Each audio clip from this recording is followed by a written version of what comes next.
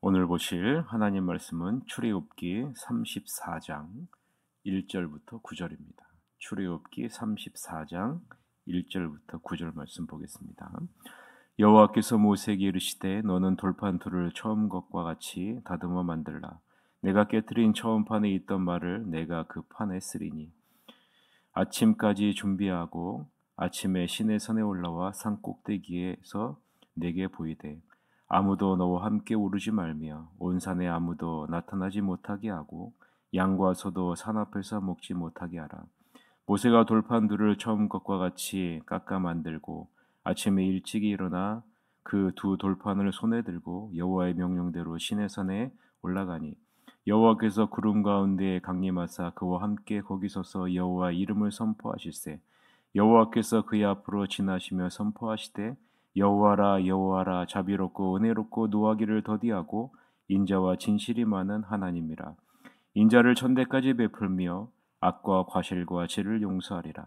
그러나 별을 면제하지는 아니하고 아버지의 악행을 자손 3, 4대까지 보응하리니 모세가 급히 땅에 엎드려 경배하며 이르되 주여 내가 주께 은총을 입었거든 원하건대 주는 우리와 동행하옵소서. 이는 목이 뻣뻣한 백성이니이다. 우리의 악과 죄를 사하시고 우리를 주의 기업으로 삼으소서. 아멘. 오늘은 하나님의 자비와 사랑을 닮아가라. 하나님의 자비와 사랑을 닮아가라 라는 제목으로 하나님 말씀 보겠습니다.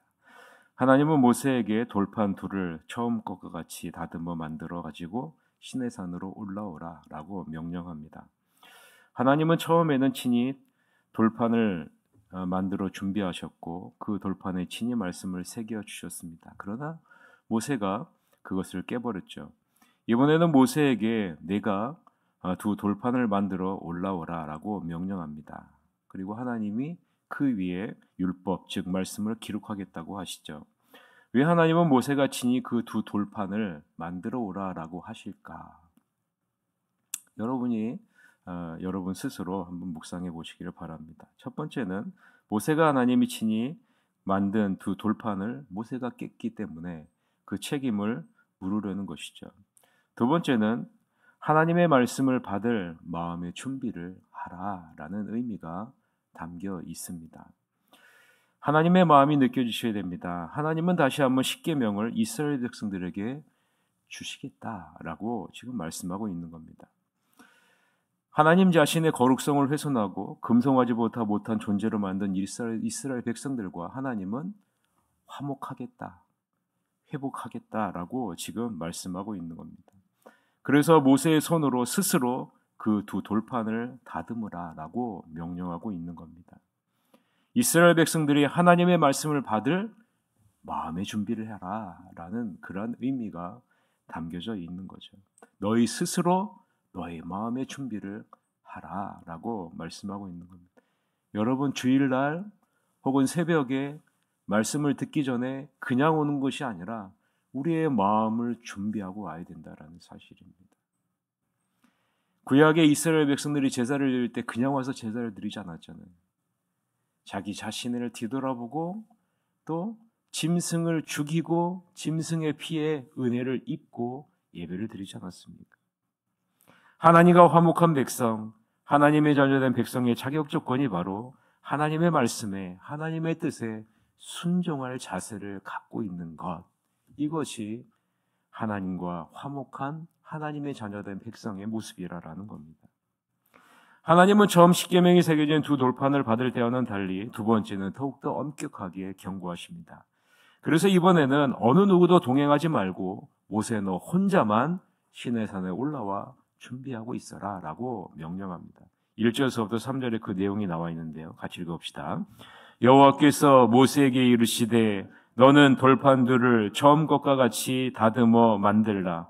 내가 깨트린 처음 판에 있던 말을 내가 그 판에 쓰리니 아침까지 준비하고 아침에 시내산에 올라와 산 꼭대기에서 내게 보이되 아무도 너와 함께 오르지 말며 온 산에 아무도 나타나지 못하게 하고 양과 소도 산 앞에서 먹지 못하게 하라라고 말씀합니다. 자, 모세가 처음 올라갔을 때는 누구와 함께 올라갔어요? 여호수아와 함께 올라갔습니다. 그러나 이번에는 모세는 혼자 산 정상에 지정된 곳에 머물러라 라고 명령하고 있는 겁니다. 하나님의 영광과 거룩성에 부정한 인간들에게 침해받지 못하게 하시는 거죠. 동시에 금송아지 사건으로 인해 하나님의 진노를 산 상태에 있는 이스라엘 백성들이 더 근신하도록 하겠다라는 하나님의 마음이 이 가운데 담겨져 있는 겁니다. 모세는 여호와 말씀에 순종해 두 돌판을 스스로 만들어 가지고 시내산에 올라갑니다. 이때 여호와 하나님이 구름 가운데 강림하사 모세와 함께 서서 여호와 이름을 선포하시죠. 그 내용이 4절서부터 7절인데요. 같이 읽읍시다. 모세가 돌판 둘을 처음 것과 같이 깎아 만들고 아침에 일찍이 일어나 그 두 돌판을 손에 들고 여호와의 명령대로 시내산에 올라가니 여호와께서 구름 가운데 강림하사 그와 함께 거기 서서 여호와 이름을 선포하실세 여호와께서 그의 앞으로 지나시며 선포하시되 여호와라 여호와라 자비롭고 은혜롭고 노하기를 더디하고 인자와 진실이 많은 하나님이라 인자를 천대까지 베풀며 악과 과실과 죄를 용서하리라. 그러나 별을 면제하지는 아니하고 아버지의 악행을 자손 3, 4대까지 보응하리라 라고 말하죠. 하나님은 자신의 이름, 즉 자신이 어떤 성품을 지녔는지를 친히 말씀하시고 선포하십니다. 그런데요, 우리가 살펴볼 것은 이것은 절대로 우연히 하나님께서 하시는 것이 아니라라는 거예요. 갑자기 하는 것이 아니라라는 겁니다. 하나님께서 이렇게 자신의 이름과 성품을 선포하시는 것은 이전에 모세가 기도를 했기 때문에 그래요. 이 기도에 대한 응답으로 지금 하나님이 하고 계시는 것이다 라는 사실을 우리가 기억하고 있어야 됩니다. 어떤 기도에 대한 하나님의 반응이냐? 출애굽기 33장 12절에 모세가 다음과 같이 기도했어요. 출애굽기 33장 12절에 보면 이렇게 기록되어져 있죠. 모세가 여호와께 아뢰되 보시옵소서 주께서 내게 이 백성을 인도하여 올라가라 하시면서 나와 함께 보낼 자를 내게 지시하지 아니하시나이다. 주께서 전에 말씀하시기를 나는 이름으로도 너를 알고 너도 내 앞에 은총을 입었다 하셨사온즉 이라고 기도를 했어요. 하나님이 저를 애굽에 보내실 때, 즉 하나님이 모세에게 소명을 주실 때 자신과 함께 하실 하나님이 어떤 분이신지, 이스라엘 백성들의 선포할 하나님이 어떤 분이신지 나에게 보여주시지 않았습니까? 라고 기도한 거예요. 그러니 이번에 가나안 땅으로 들어갈 때에도, 이스라엘 백성을 가나안 땅으로 인도할 때에도 우리와 동행할 하나님이 어떤 하나님인지, 어떤 성품을 가지신 분인지 알려주십시오라고 기도한 거예요. 그 기도에 대한 응답이 오늘 본문의 말씀이라는 겁니다. 모세가 처음 소명을 받을 때 하나님은 자신에 대해 어떻게 알려주셨습니까? 출애굽기 3장 13절서부터 15절에 보면 모세가 하나님께 아뢰되 내가 이스라엘 자손에게 가서 이르기를 너희의 조상의 하나님이 나를 너희에게 보내셨다 하면 그들이 내게 묻기를 그의 이름이 무엇이냐 하리니 내가 무엇이라고 그들에게 말하리이까? 하나님이 모세에게 이르시되 나는 스스로 있는 자이니라. 또 이르시되 너는 이스라엘 자손에게 이같이 이르기를 스스로 있는 자가 나를 너희에게 보내셨다 하라. 하나님이 또 모세에게 이르시되 너는 이스라엘 자손에게 이같이 이르기를 너희 조상의 하나님 여호와 곧 아브라함의 하나님, 이삭의 하나님, 야곱의 하나님께서 나를 너희에게 보내셨다 하라. 이는 나의 영원한 이름이요 대대로 기억할 나의 칭혼이라 라고 말씀하셨죠. 모세를 부르시고 소명을 주시고 이스라엘 백성을 이끌고 애굽에서 나오게 하실 때 하나님은 자기 자신이 누구인지를 모세에게 알려주셨다라는 거예요. 하나님이 알려주신 이름, 하나님이 보여주신 자기 계시를 붙잡고 애굽에 들어갔다는 것이죠. 이제 가나안 땅에 들어갈 때에도 하나님이 어떤 분이신지 어떤 성품을 지니신 분이신지를 알려달라는 겁니다. 그것을 붙들고 들어가겠다라는 거죠. 이것이 모세의 기도였고 이 모세에 대해 기도의 응답으로 하나님은 자신이 어떤 성품을 가지고 있는지를 보여주고 있는 것입니다. 사랑하는 성도 여러분, 하나님의 성품을 의지하여 드리는 기도를요, 하나님은 절대로 외면하지 않으신다는 사실을 기억하시길 바랍니다. 무엇을 주십시오, 무엇이 필요합니다가 아니라 여러분 하나님의 성품을 붙잡고 기도해야 되는 거예요.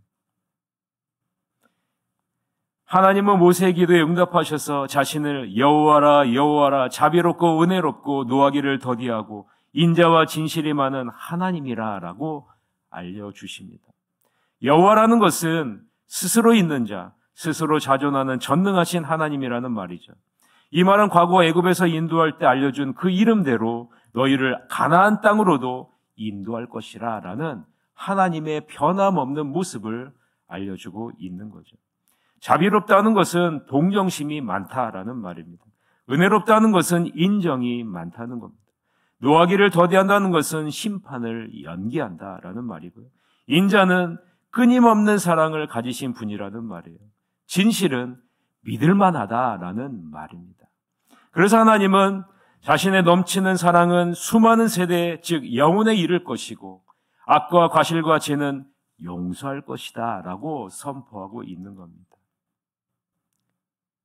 그러나 벌을 면제하지는 않는데 악한 행실에 대해서는 단지 몇 세대 동안만 보응할 것이라 라는 거죠.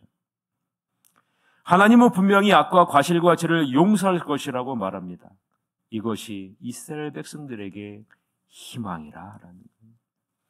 하나님 앞에서 지은 죄에 대한 철저한 회개를 바탕으로 긍휼을 구하면 하나님의 성품을 의지하여 자기 자신의 죄를 주님 앞에 회개하면 하나님은 그 죄를 용서하신다라는 사실을 지금 말씀해 주고 있는 겁니다.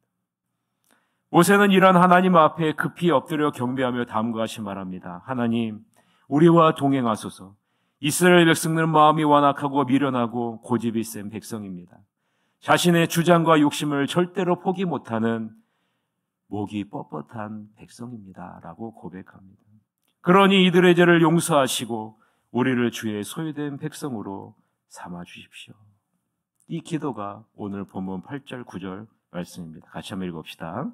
모세가 급히 땅에 엎드려 경배하며 이르되 주여 내가 주께 은총을 입었거든 원하건대 주는 우리와 동행하옵소서. 이는 목이 뻣뻣한 백성이니이다. 우리의 악과 죄를 사하시고 우리를 주의 기업으로 삼으소서라는 거예요. 모세는 알고 있는 겁니다. 앞으로 가나안 땅에 들어가는 과정에서 분명히 이스라엘 백성들이 하나님께 죄를 범할 것을 알고 있는 거예요. 자기의 주장과 생각을 절대로 꺾지 않는 백성임을 알고 있는 거예요. 자기의 주장과 욕심을 포기하지 않는 마음이 완악하고 고집이 센 백성인지를 모세는 알고 있는 거예요. 실제로 모세는 가나안 땅 앞에서 하나님을 신뢰하지 않고 애굽으로 돌아가자라는 이스라엘 백성들의 죄악을 위해 하나님 앞에 중보기도할 때 무엇을 잡고 기도했을까요? 아까 제가 말씀드렸죠? 무엇을 의지하는 기도를 하나님이 기뻐하신다고요? 하나님의 성품을 붙잡고. 그래서요, 애굽으로 돌아가자라고 얘기하고 있는 이스라엘 백성들을 위해 모세는요, 하나님의 성품을 붙잡고 하나님 앞에 중보기도했습니다. 그 내용이 민수기 14장 18절서부터 20절에 기록이 되어져 있는데요. 여러분 잘 들어보세요. 여호와는 노하기를 더디하시고 인자가 많아 죄악과 허물을 사하시나 형벌받을 자는 결단코 사하지 아니하시고 아버지의 죄악을 자식에게 갚아 3, 4대까지 이르게 하리라 하셨나이다. 구하옵나니 주의 인자의 광대하심을 따라 이 백성의 죄악을 사하시되 애굽에서부터 지금까지 이 백성을 사하신 것 같이 사하시옵소서. 여호와께서 이르시되 내가 내 말대로 사하노라. 여러분 무슨 말인지 기억나세요? 여러분 반드시 기억하셔야 돼요. 우리가 여러분 하나님 앞에 기도할 때 어떻게 기도해야 되느냐? 하나님 제가 이것이 필요합니다. 이것을 주세요. 억울합니다. 풀어주세요. 이런 기도보다는 하나님이 어떤 하나님이신지, 하나님이 어떤 성품을 지니신 분이신지, 어떠한 이름의 하나님이신지 그것을 붙잡고 기도하는 거예요. 그것을 붙잡고 기도하는 거예요. 하나님의 성품을 의지하여 모세가 중보기도했을 때 하나님은 그 기도에 즉각적으로 응답하셨어요. 말씀을 맺겠습니다. 하나님의 자비와 사랑을 닮아가는 여러분이 되시기를 바랍니다. 사랑이 넘치며 동정하는 마음이 풍성한 하나님께서 나에게 구원의 은혜를 베푸셨다는 사실을 여러분이 잊지 마세요. 그래서 늘 감사하며 하나님의 성품을 닮아가는 여러분이 되시길 바랍니다. 그리고 이 하나님의 성품을 붙잡고 기도하시길 바랍니다. 하나님은 뭐라고 말씀하세요? 천대에 이르기까지 인자를 사랑하리라 라고 말씀해요. 이것이 하나님의 마음이에요, 여러분. 우리는 자꾸만 죄에 대한 보응을 생각하지만 죄에 대한 보응은 3, 4대까지밖에 이야기하지 않지만 하나님의 사랑에 대해서는요, 천대라고 말합니다. 천대라는 것은요, 영원히 사랑하신다는 말 아니겠습니까? 영원히. 이것이 하나님의 마음이에요. 마음입니다. 그러나 여러분, 하나님과 죄는 가까이 할 수 없는 거잖아요. 하나님과 죄는 절대로 함께 할 수 없는 것이잖아요. 그래서 여러분, 누가 오셨어요?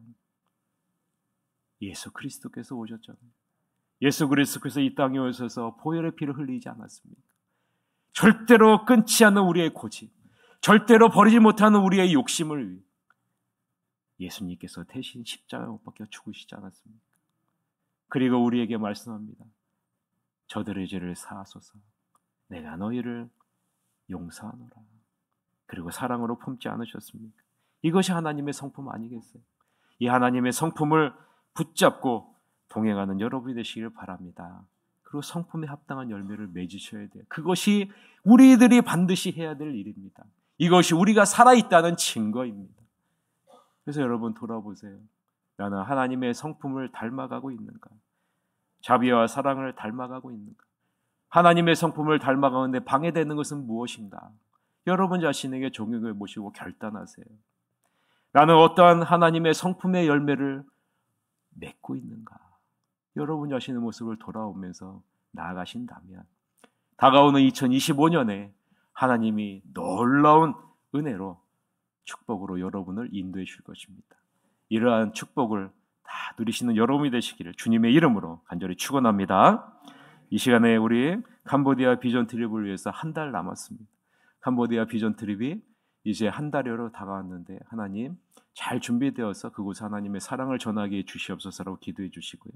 수능시험본 희은이 민서 혜민이 앞길을 선하게 인도해 주시옵소서라고 기도해 주시고 우리 위중한 환우들을 위해서 우리 기도해 주시기를 바라겠습니다. 다 같이 통성으로 기도하시겠습니다.